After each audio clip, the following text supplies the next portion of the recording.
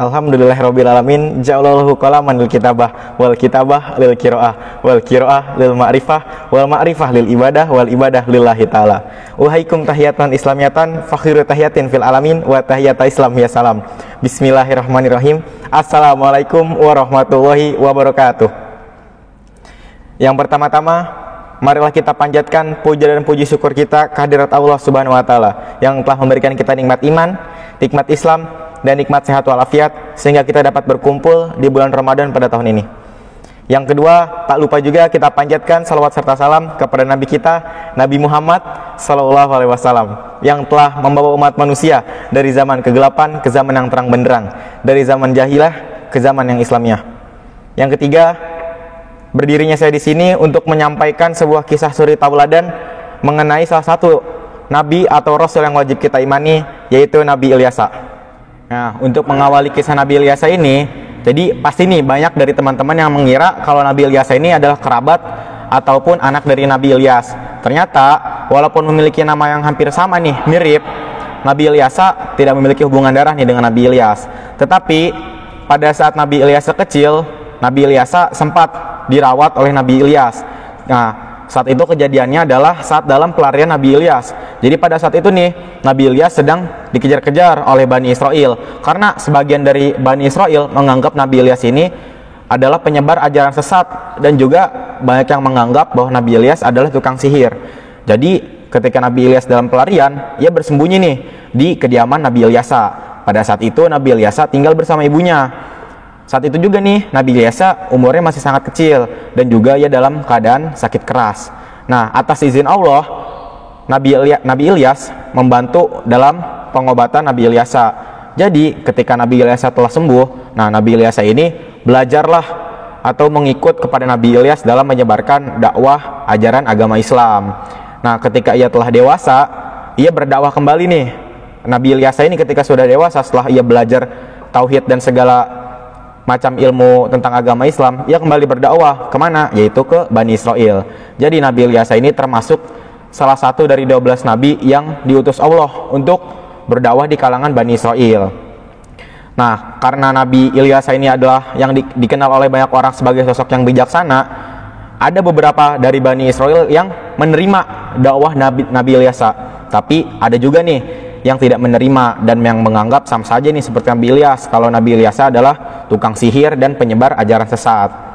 Walaupun tidak banyak dikisahkan nih Nabi Ilyasa kisahnya di dalam Al-Quran, tetapi banyak nih hal-hal positif atau sifat-sifat terpuji yang dapat kita ambil dari kisah Nabi Ilyasa. Salah satu contoh dasarnya atau salah satu contoh yang mudah untuk kita ambil dalam kisah tersebut, yaitu yang pertama adalah sabar.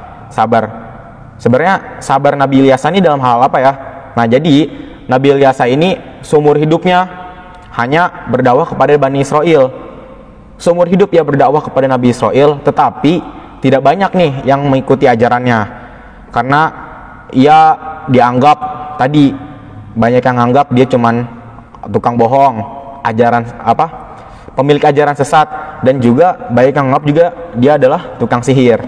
Nah, kalau bercerita tentang yang namanya Nabi dan Rasul, tidak luput nih kalau kita tidak membicarakan mukjizatnya. Dari tiap Nabi dan Rasul pasti memiliki mukjizatnya masing-masing atau kelebihannya masing-masing. Untuk Nabi Ilyas sendiri, ia memiliki salah satu contoh mukjizat, yaitu adalah dengan seizin Allah, ia dapat menyembuhkan penyakit. Salah satu penyakit yang dapat disembuhkan oleh Nabi Ilyas adalah penyakit kusta.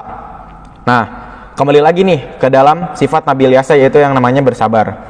Nah, sabar sendiri ini kita banyak diuji kesabaran kita pada saat bulan Ramadan ini, yaitu dalam hal diuji dalam hal menahan rasa lapar, rasa haus, dan juga hawa nafsu. Dari apa? Yang namanya dari maksiat. Rasa sabar sendiri nih dijelaskan banyak dalam ayat-ayat di Al-Quran tentang sifat sabar. Sebenarnya apa sih ciri-ciri orang yang bersabar? Nah, banyak nih dijelaskan di dalam Al-Quran tentang sifat sabar. Nah, jadi bagaimana sih sikap kita sebagai orang muslim yang beriman untuk mengamalkan sifat sabar? Dijelaskan nih dalam surat Al-Baqarah yang berbunyi, Ya ayyuhallazina amanu sta'inu bisabri wassalah innallaha ma'as sabirin, yang artinya adalah, wahai orang-orang yang beriman, mintalah pertolongan kepada Allah dengan bersabar dan melaksanakan sholat. Sesungguhnya Allah bersama orang-orang yang bersabar. Nah, dari ayat tersebut nih kita bisa ambil kesimpulan bahwa kita sebagai orang yang beriman dan bertakwa kepada Allah dalam menghadapi sebuah musibah, atau bisa kita sebut untuk menghadapi musibah tersebut bisa dengan cara apa? Yang pertama adalah bersabar, yang kedua adalah yaitu dengan melaksanakan sholat. Karena sesungguhnya apa? Innallaha ma'asobirin, sesungguhnya Allah bersama orang-orang yang bersabar. Nah, apabila kita ingin dibantu oleh Allah dalam menghadapi segala musibah, dalam segala masalah dan semua permasalahan dalam hidup kita, hendaklah kita yang namanya satu melaksanakan sholat, yang kedua adalah bersabar, karena Allah bersama orang-orang yang beriman.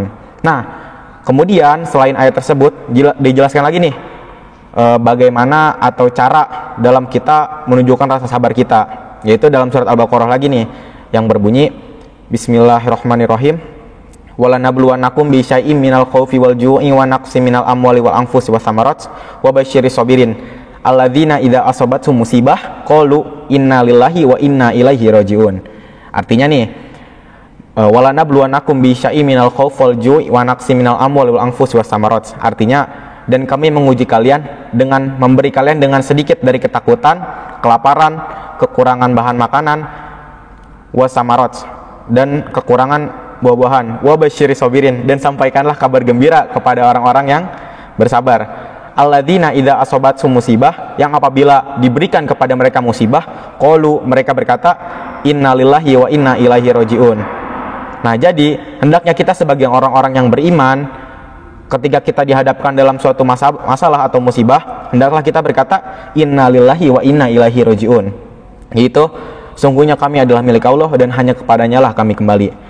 Nah, kalimat innalillahi ini jangan hanya disebutkan ketika kita mendengar orang yang meninggal dunia saja, tapi banyak nih ketika kita misal mendengar ada saudara kita yang terkena musibah, misal sakit, ketika mendengar suatu bencana alam, ketika melihat hal-hal yang tidak baik, hendaklah kita mengucapkan innalillahi wa inna ilaihi rajiun. Nah, jadi kesimpulannya, bagaimana cara pengamalan sifat sabar? Yaitu apabila kita dihadapkan dengan suatu musibah, yang pertama, hendaklah kita bersabar, dan juga tak lupa kita mengucapkan innalillahi wa inna ilaihi rajiun. Nah, cukup sekian kultum berbuka puasa pada sore hari ini. Semoga apa yang saya sampaikan dapat bermanfaat bagi teman-teman semua. Unzur maqala wala tanzur man qala. Lihatlah apa yang dibicarakan, jangan melihat siapa yang berbicara. Sekian dari saya. Assalamualaikum warahmatullahi wabarakatuh.